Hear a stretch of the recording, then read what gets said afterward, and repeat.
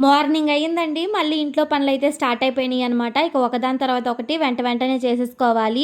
ఈరోజైతే first coffee తాగిన తర్వాతే ఇంట్లో పనులైతే మొదలుపెట్టాలనుకున్నాను. అందుకని చెప్పేసి ఇక్కడైతే కాఫీ అయితే కలుపుకొని తాగడానికైతే డికాషన్ పెట్టేసుకుంటున్నానండి. ఈసారైతే డీమార్ట్‌లో మంచి డికాషన్ తెచ్చుకోవాలి. ఇదేంటోనండి ఫస్ట్‌లో తాగే కొద్దీ బానే అనిపించింది గానీ, ఇప్పుడైతే కొంచెం నచ్చట్లేదనమాట నాకు. మా వారికైతే ఈ డికాషన్ బానే నచ్చింది. నాకైతే అస్సలకి నచ్చలేదు. ఎందుకో ఏమో తెలీదు. ఫస్ట్‌లో తాగిన వెంటనే అయితే బావుంది, ఇదే తెచ్చుకోవాలి మళ్ళీ అనుకున్నాను. ఈసారైతే అలా కాదండి. వేరేది తెచ్చుకోవాలని చెప్పేసి డిసైడ్ అయిపోయాననమాట.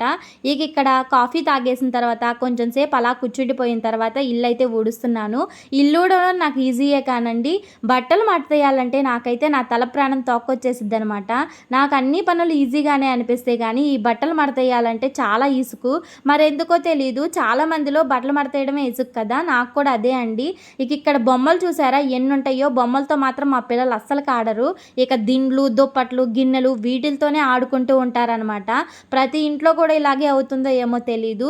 ఆ గిన్నెలన్నీ సర్దుకునే లోపల నా తల ప్రాణం పోద్ది. బొమ్మలతో ఆడుకోమన్నానంటే బొమ్మలు తీసి బయట పడేస్తారు గానీ ఆడరనమాట. ఈ కూరగాయలు తెచ్చారనమాట మా వారు, అన్నీ సర్దేయాలి.